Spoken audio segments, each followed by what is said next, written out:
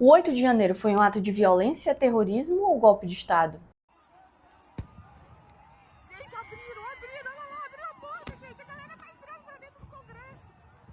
Abriram a porta, nossa. O que pretendiam aquele grupo de 5.000 pessoas empunhando as bandeiras do Brasil, vestidos com a camisa da seleção brasileira e se autoproclamando os verdadeiros patriotas?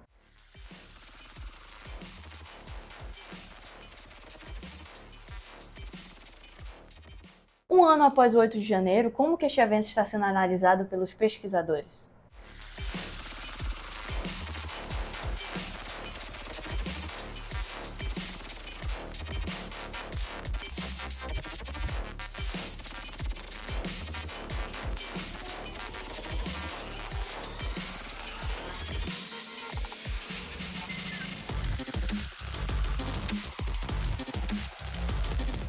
E a democracia brasileira está bem das pernas? Analisar o 8 de janeiro não é muito fácil, principalmente do que a gente vê nos últimos tempos de uma profunda instabilidade no sistema capitalista e também nas democracias liberais, como a democracia brasileira. A democracia brasileira tem pouco mais de 3 décadas de fim de ditadura e mostrou uma intensa crise nessa última eleição. Na verdade, desde 2013, nos últimos 10 anos, a nossa democracia está vivendo uma crise.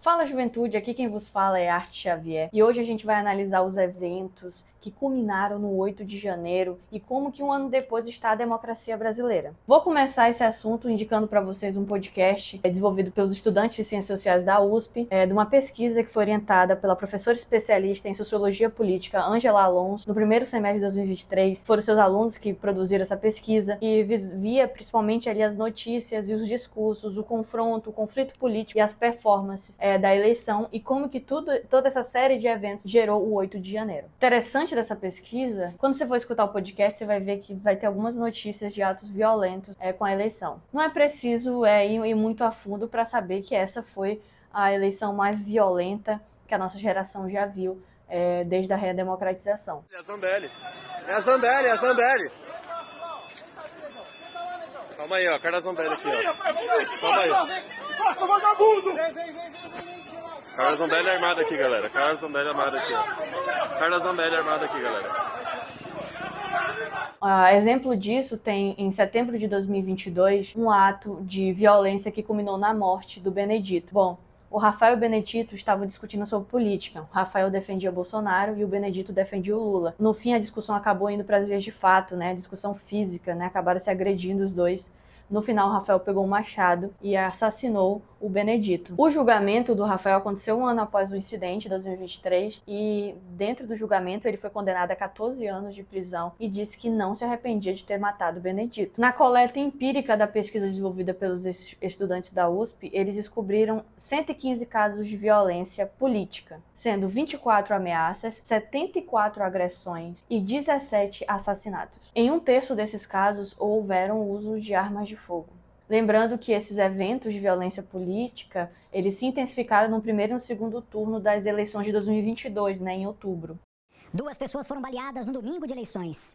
Uma foi em Belo Horizonte e a outra em Fortaleza. Em Santa Catarina, uma mulher foi agredida durante um buzinaço. Lembrando que um ponto importante é que 53% dos casos que eles encontraram de violência política aconteceram nas eleições do primeiro e do segundo turno, sendo o segundo turno e as 3 semanas que se sucederam ao resultado final da eleição que elegeu o Lula, foi mais de 53% de casos de agressões e assassinatos. Todos os casos que envolveram tiros a queima-roupa ocorreram após o resultado da eleição. Nenhum evento histórico acontece do nada, gente? Sem antes acontecimentos prévios que influenciam esse evento. Então, a gente pode colocar como um importante marco desse evento a eleição do Lula no dia 30 de outubro de 2022.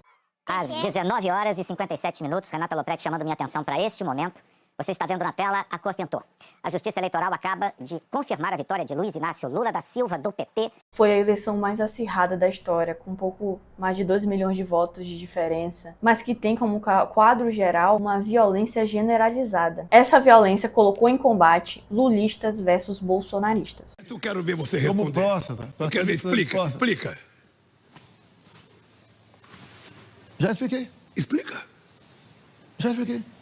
Nessa pesquisa, os estudantes descobriram que a violência política ela tem 3 características básicas. A primeira é a polarização, ela é polarizada. A segunda é a assimetria e a terceira é a generalização. Polarizado porque as principais vítimas de ambos os lados políticos eram, por esse motivo. Bolsonaristas agrediam lulistas por serem lulistas e lulistas agrediam bolsonaristas por serem bolsonaristas. Entre as 83 vítimas agredidas por bolsonaristas, 52 eram lulistas. Já entre as 9 vítimas violentadas por lulistas, 6 eram bolsonaristas. O segundo ponto é que essa violência política foi assimétrica. E ela foi assimétrica porque os bolsonaristas foram incrivelmente mais violentos que os lulistas. 83 dos 115 casos foram promovidos por bolsonaristas.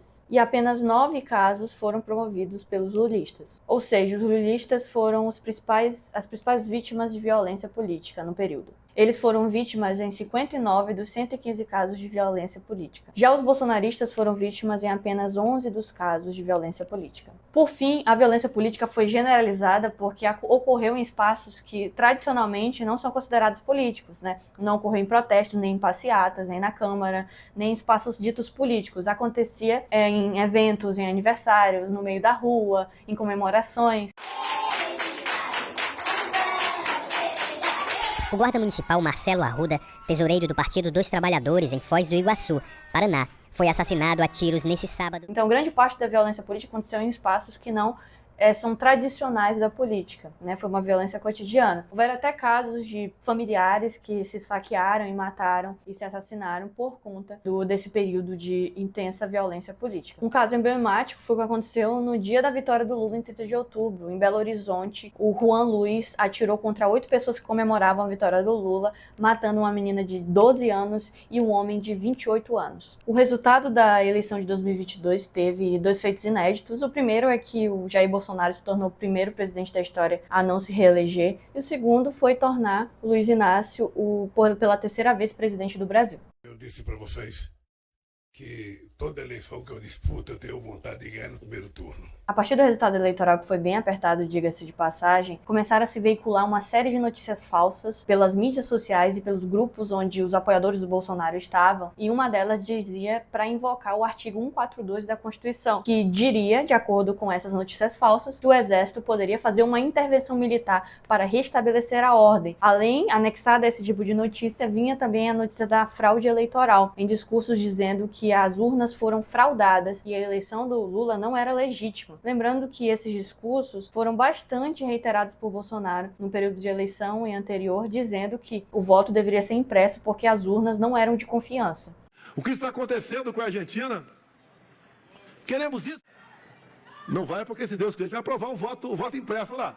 No documentário da CNN mostra um vídeo de 22 de abril de 2020, numa reunião ministerial, em que Bolsonaro fala sobre cumprir e, se for necessário, os 3 poderes, chamar o artigo 142 para que os militares as Forças Armadas façam a intervenção militar. Então, todos esses discursos reiterados de maneira deturpada pelos bolsonaristas, eles, de alguma forma, saíram em algum momento de discursos do próprio Jair Bolsonaro. Uma das principais fake news que se sucederam ao resultado da eleição foi que o Jair Bolsonaro, ele não, após o TSE falar que o Lula era o presidente eleito, o Jair Bolsonaro não quis se pronunciar. E aí começaram a surgir fake news falando que se os bolsonaristas fossem para a rua em 72 horas, poderia se reverter o resultado eleitoral e pedir, que o Exército intervenha a partir do artigo 142. Aí vem, 40 horas depois do resultado eleitoral, o Bolsonaro decide finalmente fazer o seu pronunciamento. O que se espera de um pronunciamento de quem perde a eleição? Reconhecer que perdeu a eleição. Isso é o básico, Toda vez que um presidente perde a eleição, ele tem que reconhecer por uma maneira formal de reconhecer o andamento da democracia, Bom,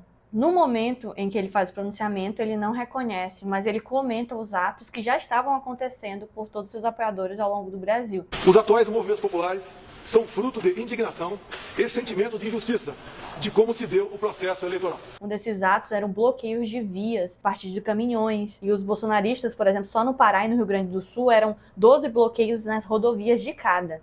Olha aí, gordão, na palhoça, atravessaram os carros na BR, não aceitaram a decisão das eleições e trancaram tudo.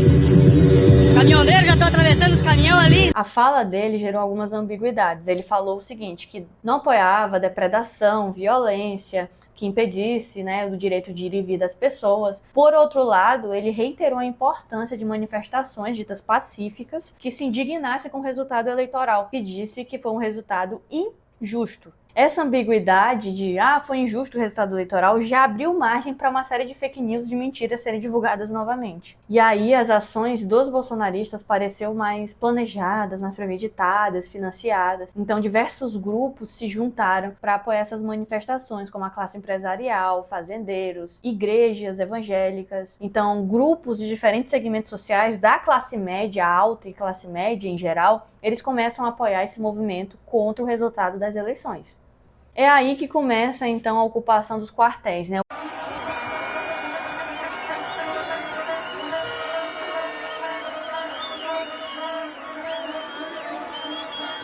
É aí que começam os acampamentos na porta dos quartéis pelo Brasil. Óbvio, esses acampamentos não eram contra o exército, eram acampamentos em favor do exército, intervir na democracia para anular o resultado das eleições. Então, esses acampamentos, eles tiveram, de certo modo, ou de grande modo, o apoio das Forças Armadas, porque, claro, se as Forças Armadas insistissem que eles desmontassem o acampamento, eles não poderiam ficar lá. Então, as Forças Armadas, inclusive de diferentes formas e maneiras, impediu que se retirassem esses acampamentos bolsonaristas da porta dos quartéis. O principal quartel era o quartel do Exército de Brasília. Lá devem ter circulado milhares de pessoas. Lembrando que a onda de violência sincronizada entre os bolsonaristas vai se intensificando. Por exemplo, em dezembro, quando Lula é diplomado, o presidente, Brasília vira o caos. Eles tocam fogo em vários ônibus, depredam patrimônio, tocam fogo em automóveis, depredam delegacia, saqueiam um posto de gasolina. Somando-se a esse evento, tem um mais perigoso ainda, que foi a tentativa de armar uma bomba no Aeroporto Internacional de Brasília,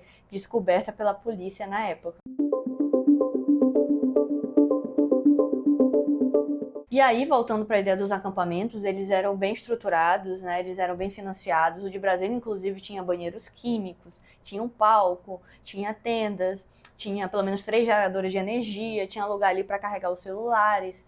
Tinha uma tenda que uma jornalista que pesquisou, que fez uma das pesquisas que auxiliou o documentário da CNN, que ela disse que tinha a tenda dos youtubers. Lá tinha supercomputadores, tinha roteador Wi-Fi, câmera, carregador para celular. Então era algo muito bem pensado. Ela falou também que em relação à coleta de dinheiro, as pessoas conseguiam coletar R$5.000 com muita facilidade ali nos acampamentos. E comentou que geralmente não eram famílias que tinham lá. Geralmente eram pessoas sozinhas, homens, ou mulheres, principalmente homens, né, sozinhos, comentando contra o resultado das eleições. Dentro da rotina, na porta dos quartéis, fala muito de manhã cedo. Eles, né, cantavam o hino nacional, depois marchavam, imitando o exército.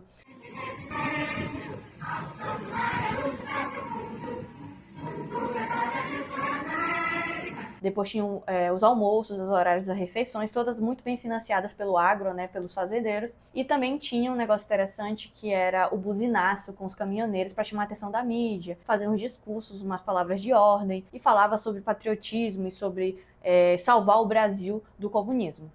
Vem mesmo, vem aqui, inferno, vem. O cara subiu aí, o grafista disse que não vai descer, parei pra eu descer, não vai descer. Uma coisa interessante para você analisar é quem são esses eleitores do Bolsonaro que estavam no acampamento. Nesses acampamentos ao redor de todo o Brasil, gente. Foi em todo o Brasil que tiveram os acampamentos. Mas lembrando que esses eleitores, eles são pessoas diversas que estão apoiando, são contra o resultado eleitoral por razões diversas. Então, os eleitores de Bolsonaro são antipetistas, eles defendem o forte discurso neoliberal do Paulo Guedes, que era o então ministro da Economia. Tem também aqueles que se identificavam com as pautas conservadoras, como das igrejas evangélicas fundamentalistas. E ainda tinha aquele grupo com uma relação forte com a figura do Bolsonaro enquanto capitão do exército. Imbrochável, imbrochável, imbrochável, imbrochável. Esse grupo tinha uma ligação emotiva muito forte com o Bolsonaro, em geral. A pesquisadora Angela Alonso comenta que não é uma ideia de lavagem cerebral, como muitas pessoas dizem. Na verdade, é uma ideia de vínculo emotivo, fora do racional, algo irracional mesmo. Então, essa reação emotiva fazia com que eles orassem pelo Bolsonaro, né? Tem aquelas imagens, tem imagens dele fazendo um minuto de silêncio pelo Bolsonaro, chorando, cantando o hino do Brasil, reiterando a ideia do capitão. Então, o vínculo emotivo é uma característica também muito forte dos eventos que culminam o 8 de janeiro. E aí nós pegamos todas essas características que a gente falou, por exemplo, o vínculo emotivo com o líder, em detrimento da racionalidade, as ondas de violência contra os opositores e perseguições, o antipetismo, o anticomunismo, o ufanismo, né, o excesso de patriotismo, o pedido da intervenção das Forças Armadas, o conservadorismo, tudo isso somado se aproxima muito ao conceito do que chamamos de fascismo. Então, esse seria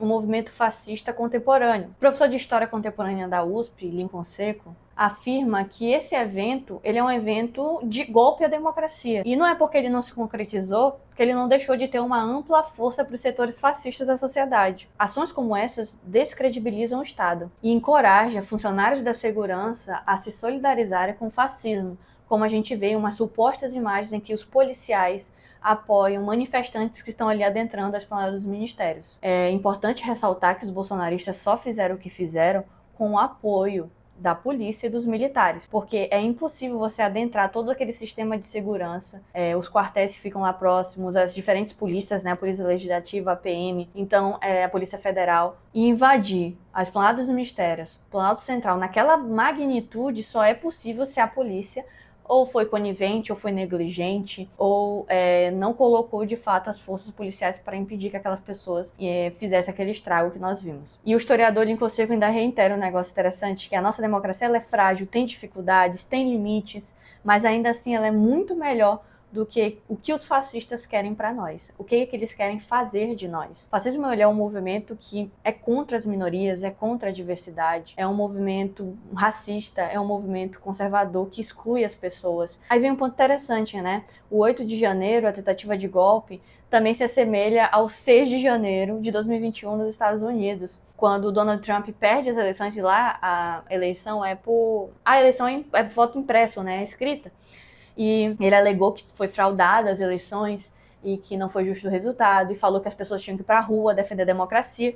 E os caras foram para a rua mesmo, invadiram o Capitólio, que é a sede dos parlamentares lá nos Estados Unidos, em Washington, e teve um quebra-quebra. Pessoas morreram, no caso aqui do Brasil não ocorreu morte, né? Alguns policiais ficaram feridos, gravemente feridos, poucos, né? No máximo 2 ou 4.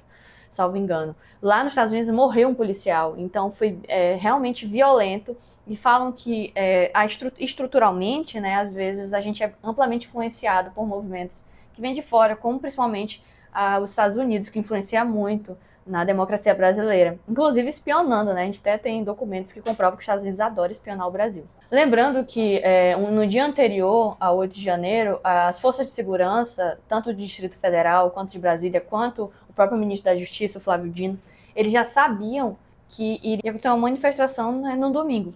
Só que é interessante você notar que num relatório que eles propunham de contenção à manifestação, previa muito mais policiais do que o que tinha, os 300, 400 policiais que tinham lá no momento. Não tinha como 300, 400 policiais impedirem 5.000 pessoas. Vieram 5.000 pessoas de diferentes ônibus financiados, né, pelo Brasil. E tem aquele momento emblemático em que aquelas 5.000 pessoas vão descendo, né, do quartel-general ali de Brasília, a 1h da tarde, e chegando por volta da 1h40, na primeira linha de contenção, das poucas, né, parece que tem só 1 ou 2 linhas de contenção da polícia, e destruindo tudo, passando, o policial não tem nem escudo, nem arma, nem nada, né, os policiais estão com gás de pimenta, não conseguem conter a multidão, vão quebrando as linhas de contenção, até chegar ali no Congresso.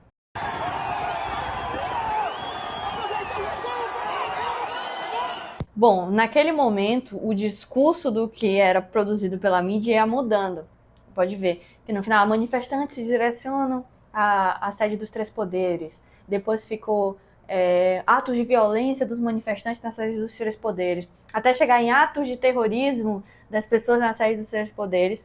Até falar o real nome daquilo, porque quando você analisa enquanto conceito histórico o que estava acontecendo ali, basicamente não era terrorismo, não era um ato de violência dos manifestantes específicos, era um ato de golpe de Estado. Eles queriam causar desordem para que o presidente, então, já empossado, Lula, fizesse com que existisse uma intervenção militar, e essa intervenção militar poderia trazer a ordem de novo. Lembrando que o Lula afirma que não vai pedir intervenção militar nenhuma, que ele, enquanto presidente, poderia acabar com aquela bagunça toda. E aí ele declara uma intervenção federal, e aí que as forças federais chegam, e depois que os manifestantes entram em todos os prédios das sedes dos poderes, conseguem conter as manifestações por volta somente das 8 da noite daquele dia, que acaba o quebra-quebra, e são cenas de muita violência, depredação de objetos históricos, né, de pintores do modernismo brasileiro, escultores. Tem a emblemática imagem daquele relógio do século XVIII, né, doado pelo Dom João VI, que um dos bolsonaristas quebra, né, derruba no chão. Então, a ideia principal também, uma coisa interessante, é da confusão também que gera ali, que depois, ainda nos atos ocorrendo, aparece um dos ministros do Lula, né, das câmeras de segurança, ele é demitido logo em seguida, enfim, totalmente caótico. As próprias alianças que o Lula faz para ganhar a eleição, né, são um pouco contraditórias, são alianças que nunca se uniriam ao Lula, mas se unem agora e falam que é em função da democracia. Então, a princípio, as atitudes do governo conseguiram restabelecer a ordem, né, foi prender todo mundo. Existem também algumas cenas em que as pessoas vão se redirecionando para os quartéis e a polícia vai querer prender, só que os militares emitem nota, diz que não era para prender ninguém que estava ali em frente dos quartéis, que eles não permitiam.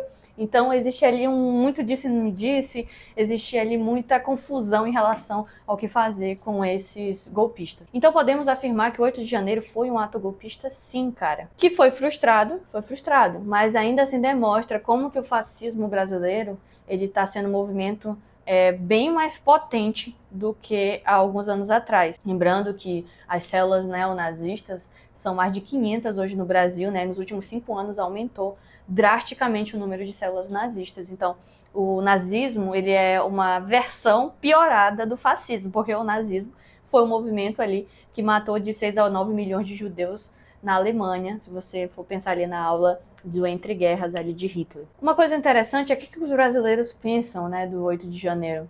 Teve uma pesquisa que o Quest fez, entrevistando diferentes brasileiros de diferentes regiões, que deu que 89% dos brasileiros, eles condenam o 8 de janeiro, acham que foi totalmente impróprio, foi antidemocrático e tudo mais. Só que esse número ele é inferior ao número que tinha anteriormente. Quando foi no ano passado, essa pesquisa feita em fevereiro do ano passado, 94% das pessoas condenavam o 8 de janeiro. Então significa que ocorreu uma adesão ao 8 de janeiro, mesmo que pequena, mas ocorreu, né? O que a gente pode tirar disso? Que são discursos em disputa. Então, enquanto a gente não chama o evento de como de fato ele aconteceu, por exemplo, foi uma tentativa de golpe, foi uma intentona, os discursos podem se transformar e aí daqui a pouco a gente vai chamar aquilo de manifestação democrática, o que não foi de forma alguma. Tem também uma pesquisa feita pelo Datafolha, que foi divulgada em outubro de 2023, que fala de como o Brasil ainda está extremamente polarizado, né? Essa pesquisa deu ali 1 ano de eleição e o interessante é que os brasileiros ainda continuam naquela polarização de Lula ou Bolsonaro. Os eleitores do Lula são 30% e os Bolsonaros ainda são 25% dos eleitores. Aí você tira que a polarização política ainda está bastante intensa. Em conclusão a tudo isso, né, a gente vê que os desafios que a nossa democracia tem e o nosso papel enquanto cidadãos em defendê-la. É crucial que a gente, enquanto sociedade, tenha noção dos desafios e dos limites da democracia, mas também que a gente possa defendê-la.